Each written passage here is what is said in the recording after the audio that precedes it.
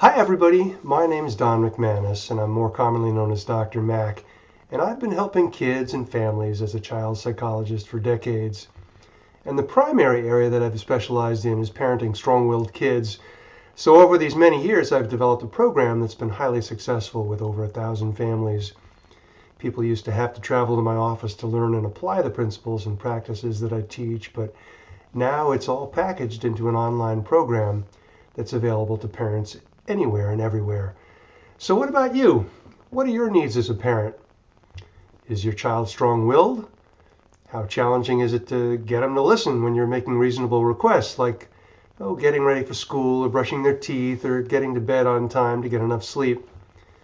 Are they defiant a lot or even a little bit? Are they respectful and kind? Are there problems at school? Well, you know as I do that kids who are strong-willed have tons of strengths and positive characteristics, and you'd never want to stifle or squash their spirit or drive.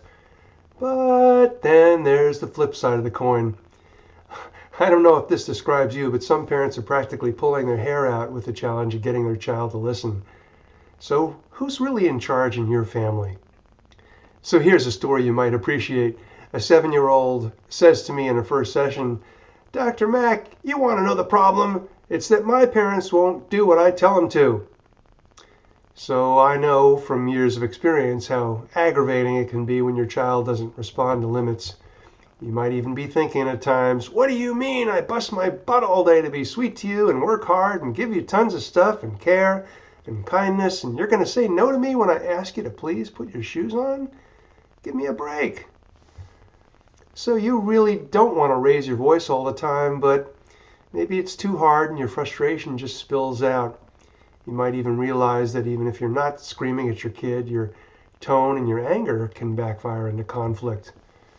And there's two other common patterns that don't work very well, and that's lecturing and making threats that you can't carry out or won't follow through on.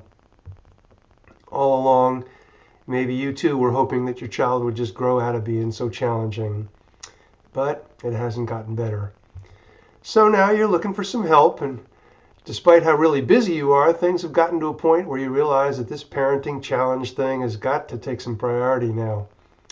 So here's the good news, and that's that I've spent years helping parents just like you, and that even though the program I've developed will help you a lot as a parent, it won't be at your child's expense.